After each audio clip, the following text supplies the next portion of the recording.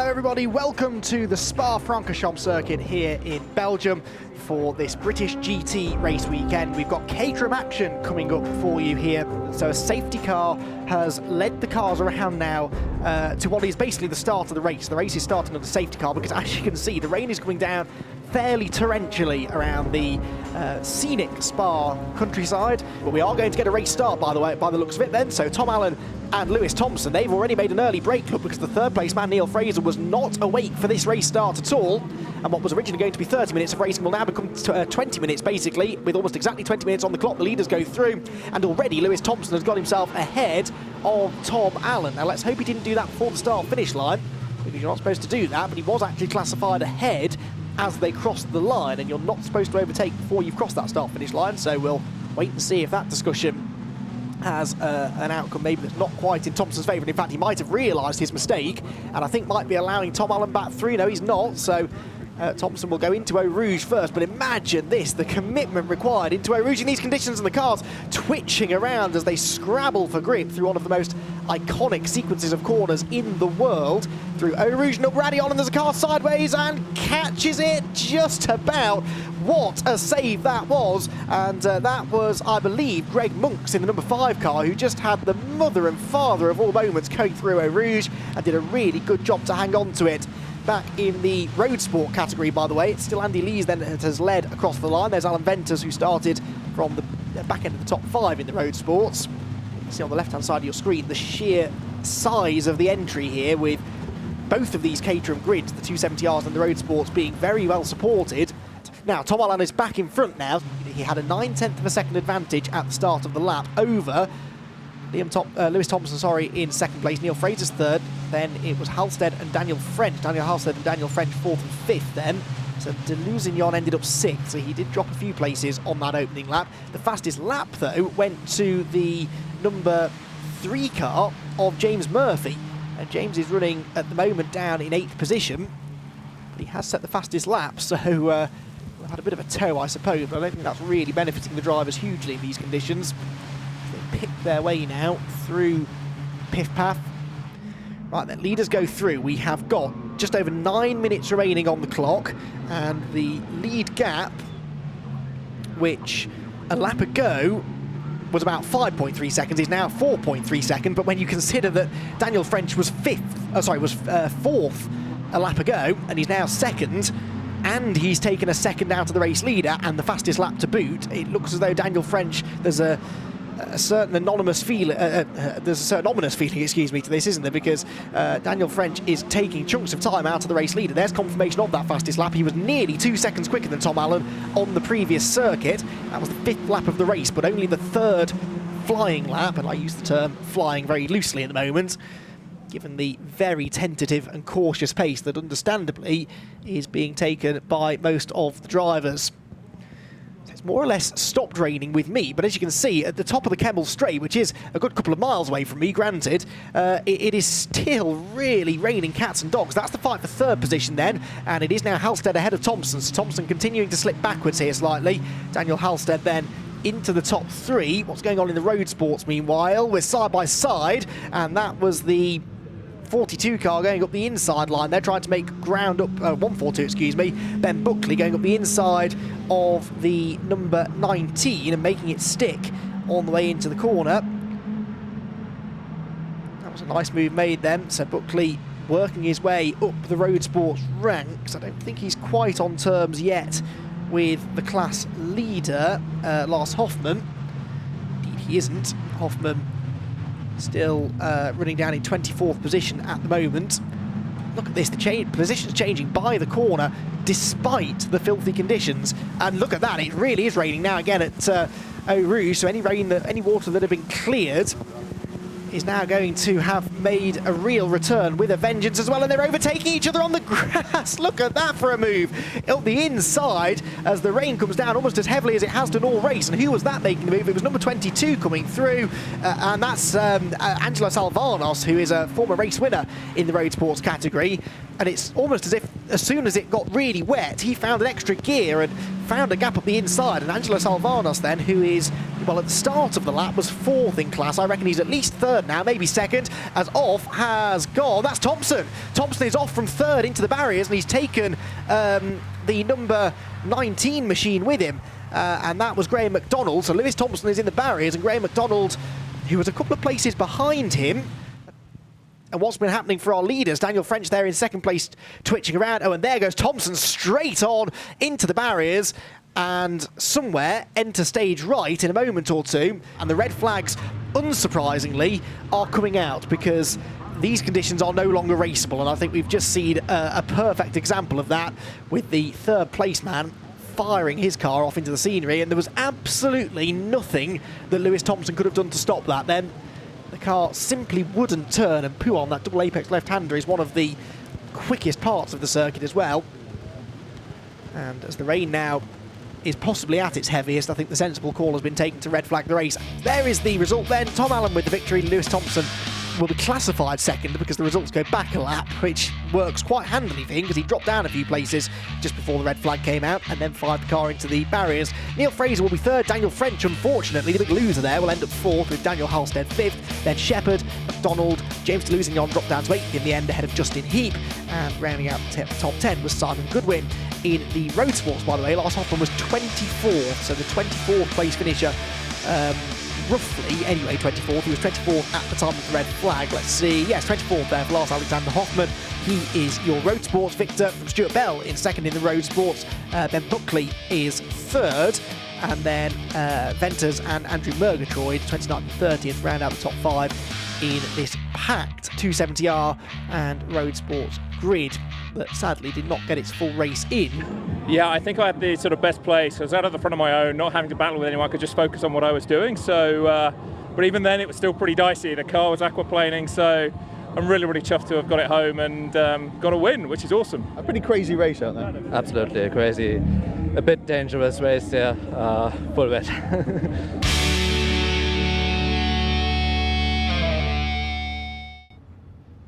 So we're getting ready to race then here at Spa with the Avon tyres, 420R and Santander Caterham 7 310R. So green flag then waves at the back of the grid. Aaron Head and Alex Querbley make up the front row of the grid as we get ready to go racing now. The lights go out, away they go. Good start looks to have been made from both of the front row men. Good start as well made by John Byrne, the black and red number 3 car who's trying to come up the middle, but Aaron Head has lost the race lead. There's Byrne round the outside. It's Querbley that will lead the way into last source. 3 and 4 abreast behind as I predicted. I'm also going to make a prediction that they don't all come out of that in one piece if they're not too careful. The 420R has been released early, by the way. The 310s will be heading off the grid momentarily, but we will focus quite rightly on this titanic battle for the race lead, which sees John Byrne go through, Aaron Head into second, with Higginson third, and Querbley in fourth. The 310Rs then get off the grid now with the rush towards the first corner beginning. Donald Henschel there, the blue car on the outside of row number 1, has Alan Cooper on the inside, and I think Cooper will just about hang on to the lead, but it's no less busy in the midfield of the 310s than it was in the 420Rs at the front of the grid, but they've all, in both of their classes,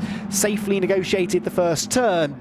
So down the hill then towards Eau Rouge go the leading 310Rs, and it is Henschel in fact who's gone through, so Henschel's got himself ahead of Alan Cooper. They're the top two, and then a bit of a break back to third place on back for the 310s. It's back to the 420s now, as they start now the long descent back from the highest part of the circuit here at Spa, and there is quite some elevation change, possibly more than any other circuit on the planet. And then they continue this roller coaster down through turn 9, over the curb. Ooh, not too wide on the exit, Aaron. You could get pinged for exceeding track limits if you keep doing that. Didn't get such a good exit as a result though, so Byrne hangs on with Head in second. Byrne this time runs wide over the curb.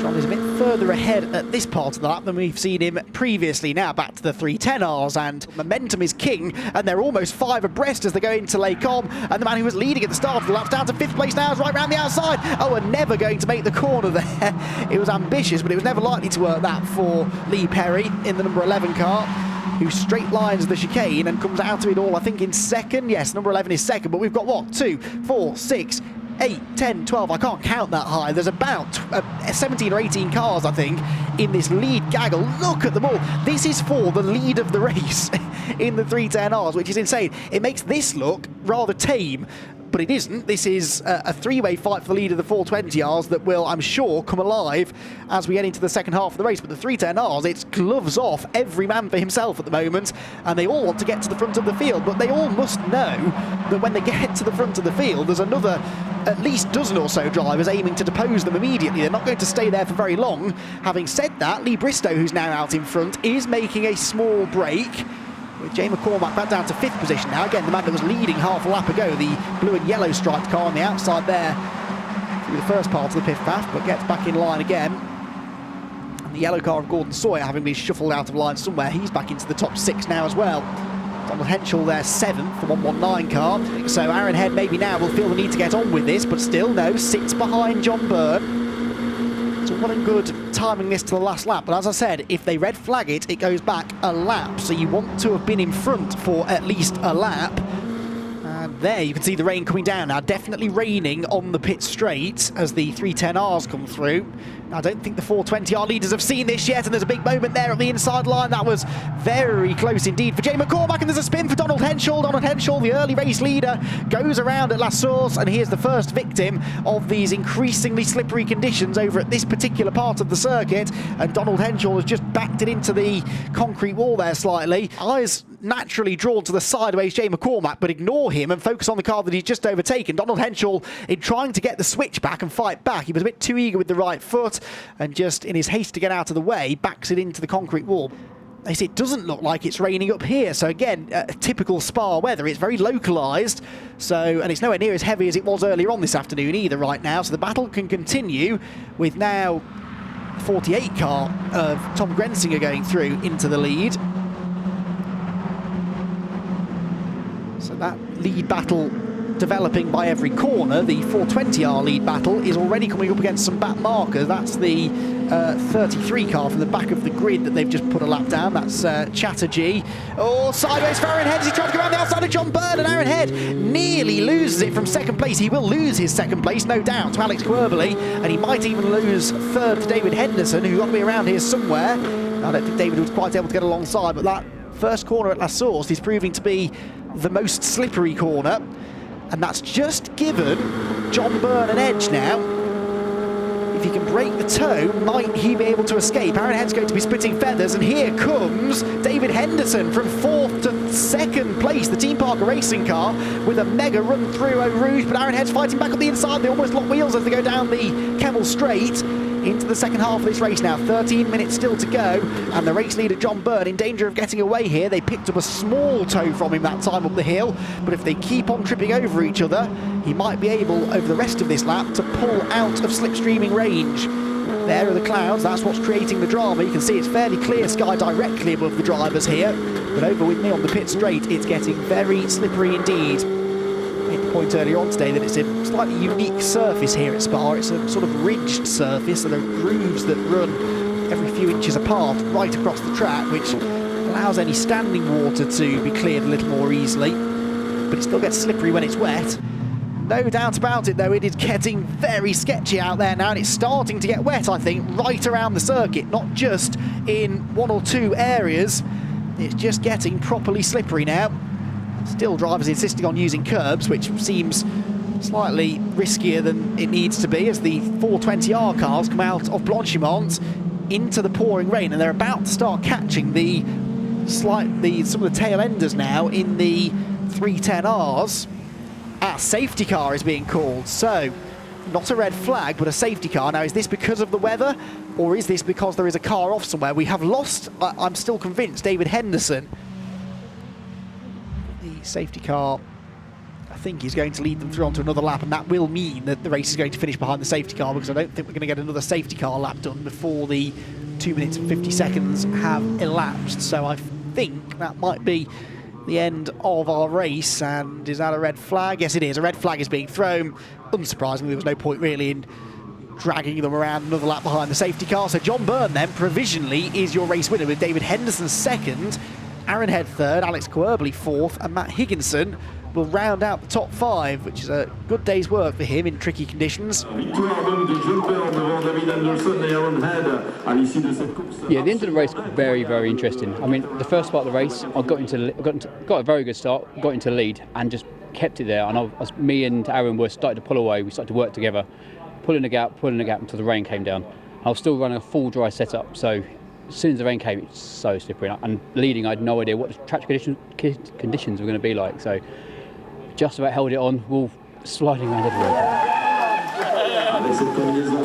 Just sat hoping to not get in an accident, really, I think was the only way of getting through the race. And then as soon as the rain came, it just became chaos. And luckily I managed to get away with not getting caught up in anything too bad, and managed to keep it clean and have a good race. All of that means then that the results go back a lap, and in the 310Rs it was Tom Grensinger that led the way, with Lee Bristow second and Andrew Perry third. Gordon Sawyer was fourth, with Jay McCormack rounding out the top 5. They were all a lot closer than that before the safety car came out though, so that doesn't really do that race much justice. The 310R providing an awful lot of fantastic racing. Donald Henshaw ended up a disappointing 20th after his spin at La Source, and he will be looking no doubt to bounce back in tomorrow's encounter. 1 or 2 fell by the wayside towards the end of the race, but generally speaking, a very close race. In the 420s, it was a win for John Byrne, second place Alex Quirbley, and third for Alex Head. Join us again tomorrow for more of the same.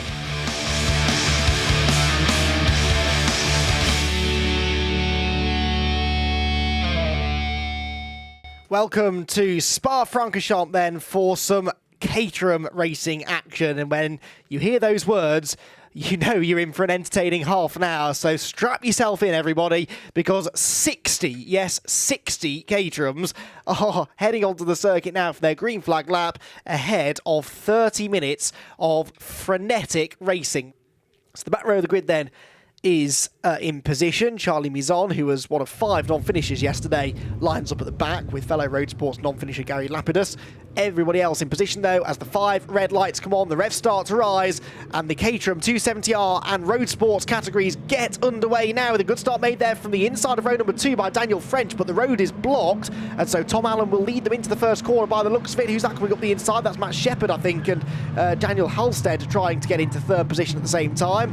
There's already a bit of contact. Look, wings going flying in the middle of the road. That's not good. Someone will be running a slightly lighter car now than they had a few moments ago, but the leaders appear to have got through more or less in one piece, with Tom Allen leading the way. Second place looks to be Daniel French, I think that might be. Pick them all out in a moment or two. In the Road Sports, though, they're getting underway now as well, with Stuart Bell and Lars Hoffman sharing the front row, and Bell in the black car is going to go through, but locks up and goes straight on at La Source, and so Hoffman will go back ahead, I think, and then here comes Alan Venters, the 174 car, trying to join in the fun. Slightly cleaner start in the Road Sports. That wing is still in the middle of the road, though, which gets clobbered again by a few cars. Marshall's having not yet had the chance to get that moved out of the way, but a good start made initially by Stuart Bell, but it is going to be Lars Alexander Hoffman who leads them through the Eau Rouge sequence for the first time. 1 or 2 running a bit wide, but they are more or less through in one piece, I think. Although there's a spin there just as we cut from the shot. There was someone spinning onto the grass, I think, and it was the 23 car that went off, and that is, I scanned down my enormous entry, 123 Anthony Warner, who's gone off, and here's how he did it. Keep an eye on the yellow car, he's up over the curb. Oh no, the car behind him was up over the curb and made contact with him, and he does clatter the Armco barrier.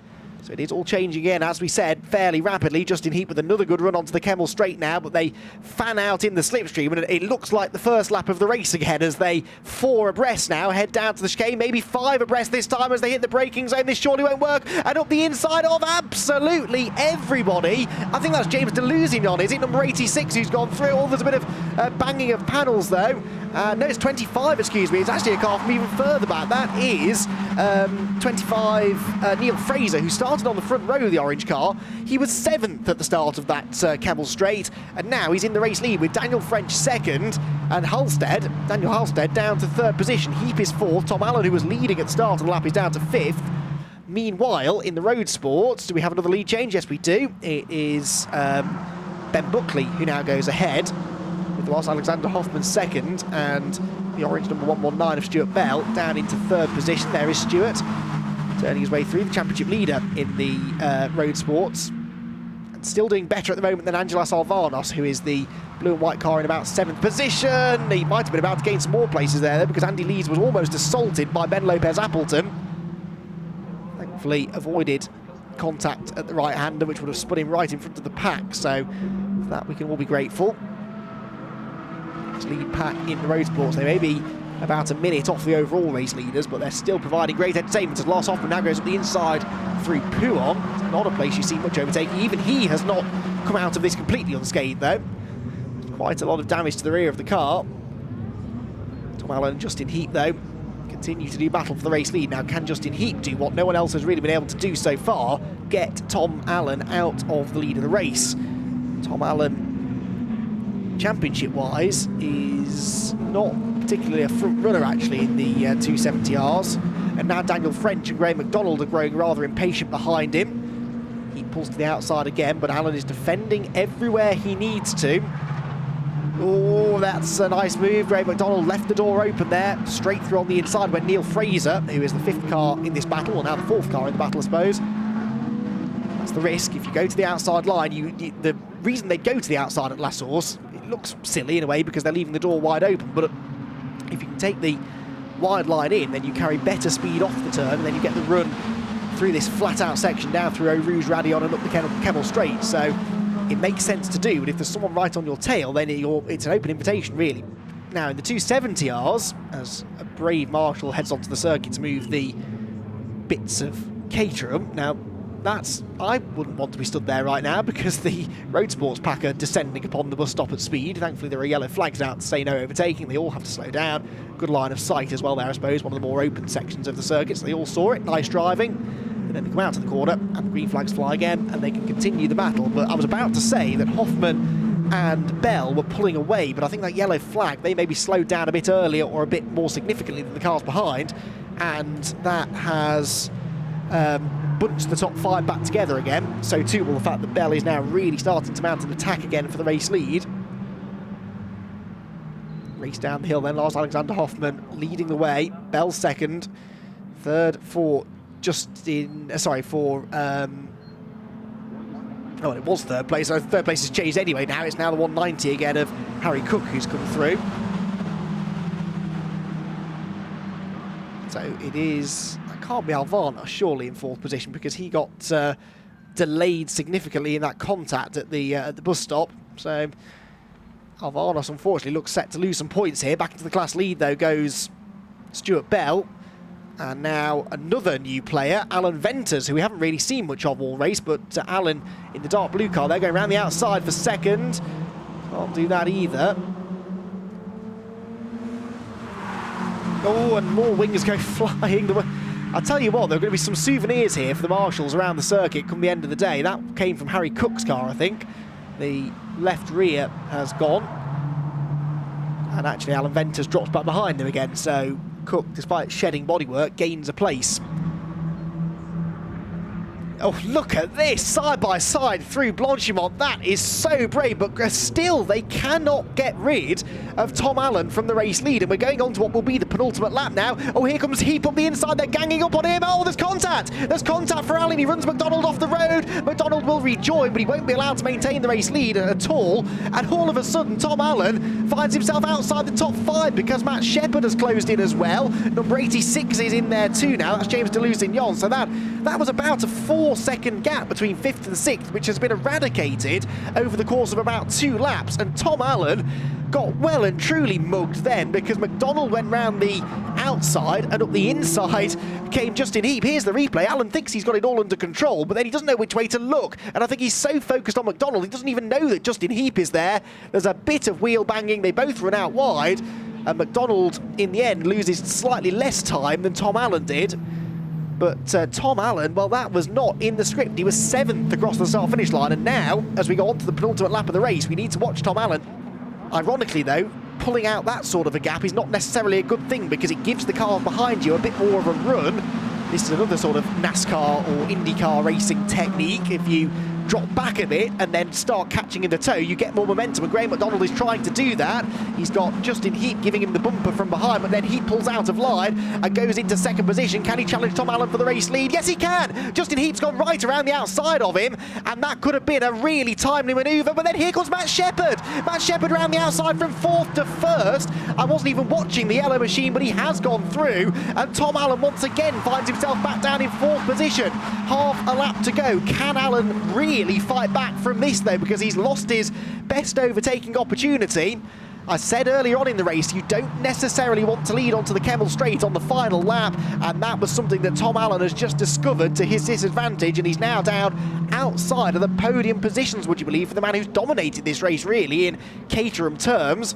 But I did fear when he got that big lead going through Eau Rouge that he was too far ahead and they were going to get the run, and indeed they did, and it was Matt Shepherd who got the best run of all, and he has moved into the lead of the race now with Justin Heap second, Graham McDonald third, 4th place Tom Allen, 5th is Daniel French, Greg Monks in 6th, Tom Allen trying to fight back here as McDonald goes to the outside line, and that will be 3rd place surely for him, as Justin Heap goes for the race lead up the inside of Matt Shepherd, who left the door wide open there into the pit path where we haven't seen that much overtaking today, but Matt Shepherd has just lost the race lead. Justin Heap's gone through, they're really starting to stack up against each other now. There's damage done there to the front of Neil Fraser's orange machine, unfortunately, so he's probably out of it.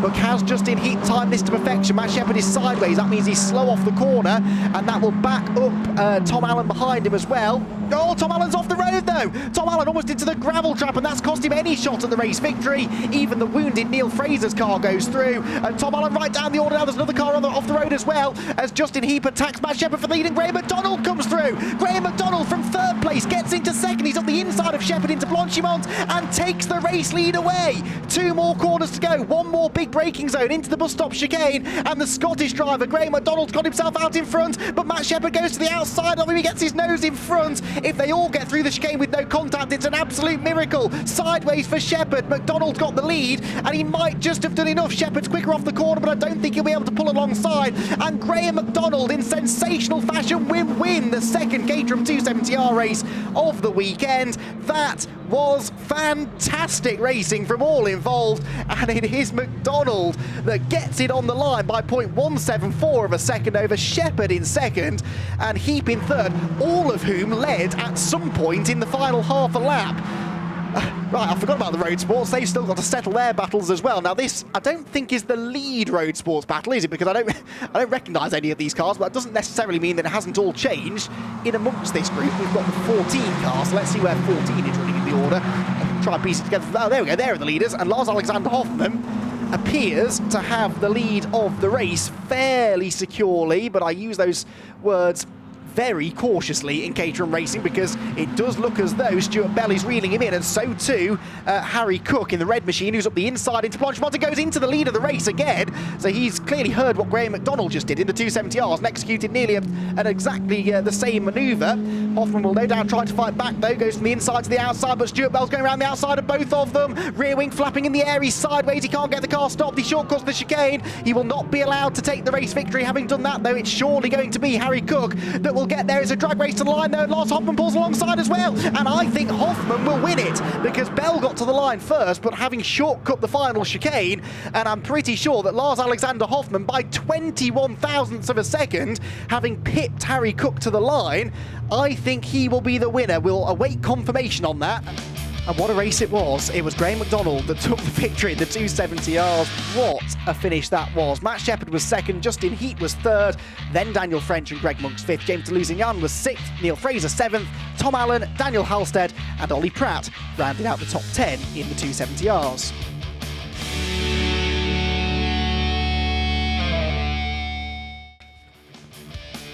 Hello everyone, welcome back to Spa-Francorchamps then for our final bit of Caterham racing action of the weekend. We've had a bit of a mixed bag of Caterham races so far this weekend.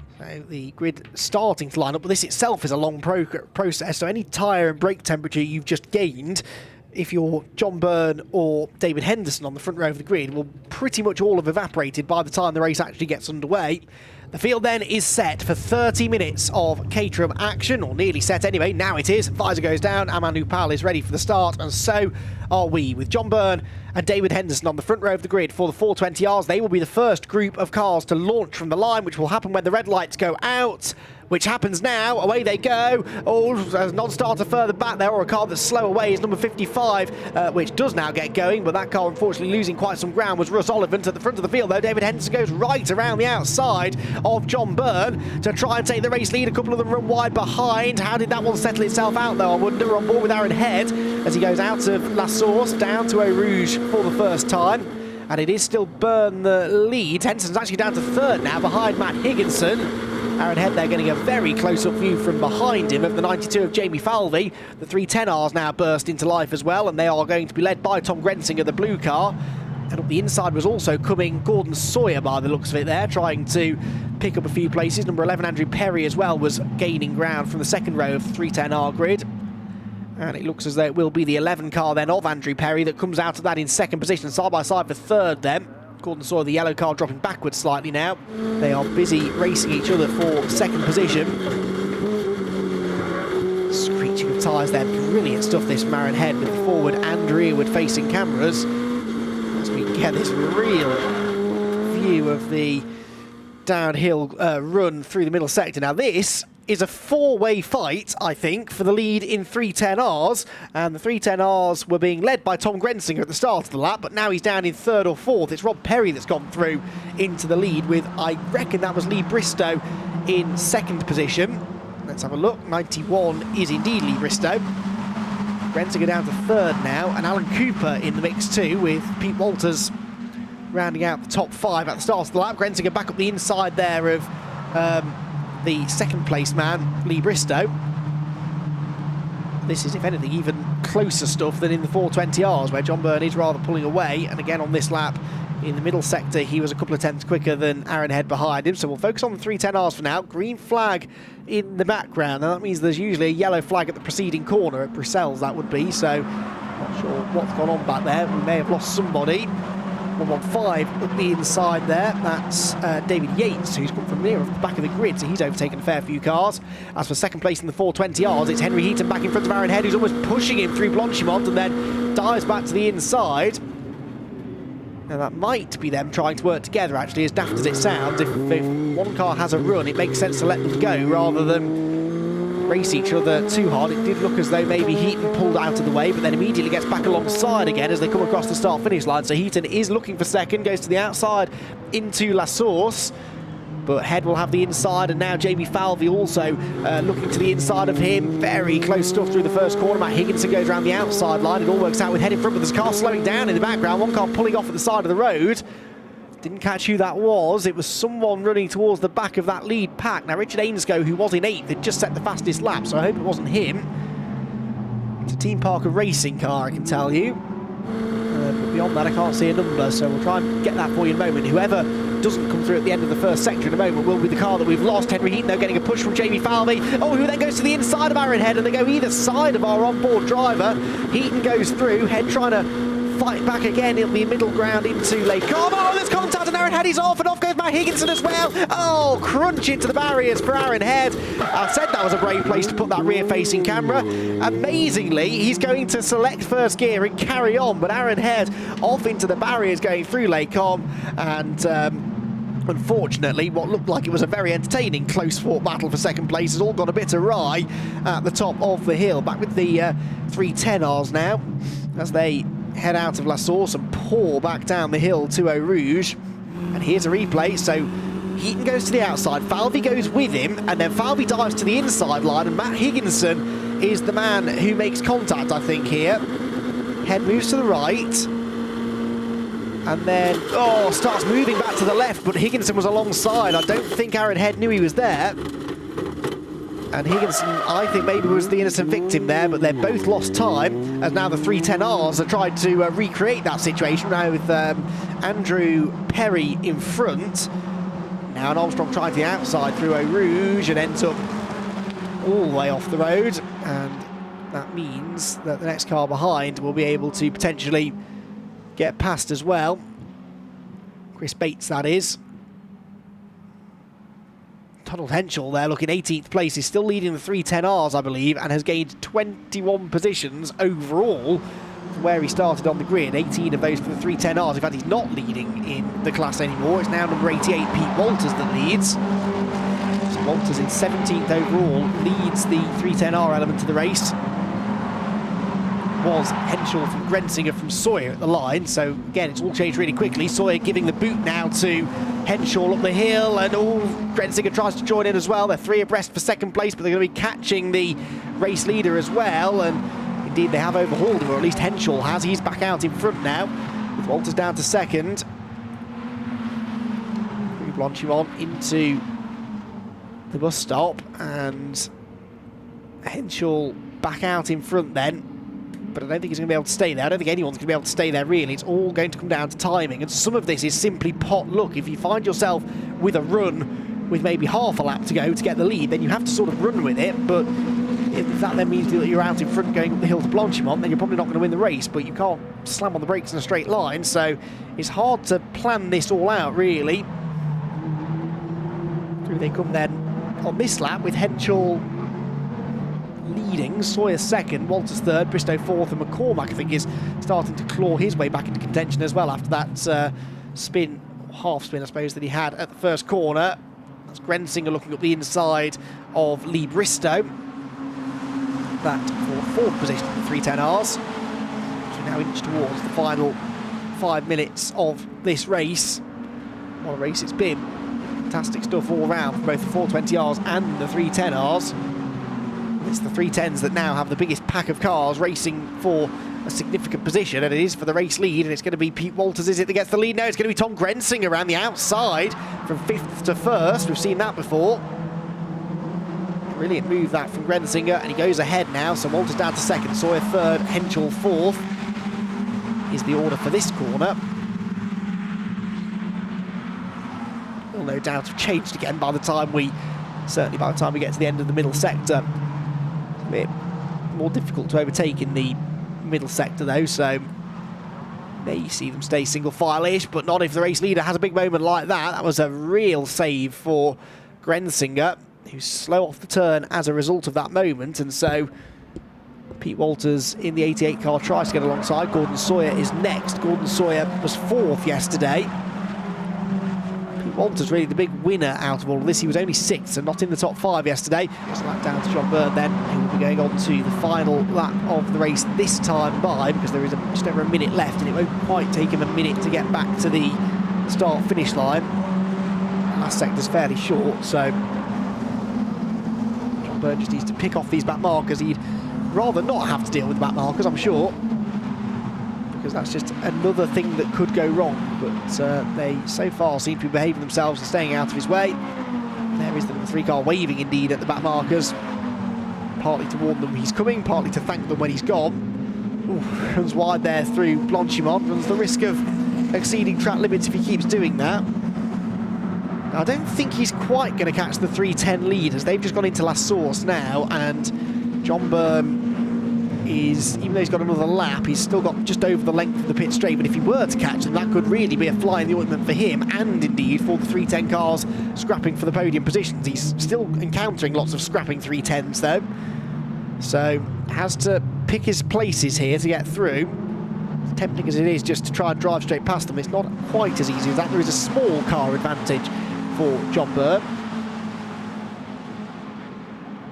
There you can see it, he's definitely got more straight line speed and uses the toe as well to get up the inside into Eau Rouge for the final time this weekend. Back with the 310R race leaders, and that's now, is that 71 back out in front, Alan Cooper? I think it is, yes it is, with Tom Grensinger second, Lee Bristow third, Gordon Sawyer fourth, and rounding out the top 5 now, Pete Walters. Handily, the last 5 places in the top 20 on your scoring column are the 3 leading 310Rs, so I hope you've been keeping up with most of the overtaking going on in the lead group here.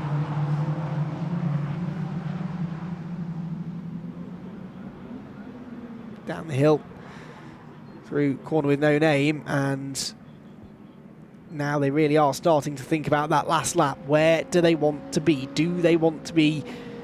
Well, where in this pack? There are 2, 4, 6, 8 of them minimum but going to settle this, and it is possible to go from 8th to 1st in one move. 94 is off, unfortunately.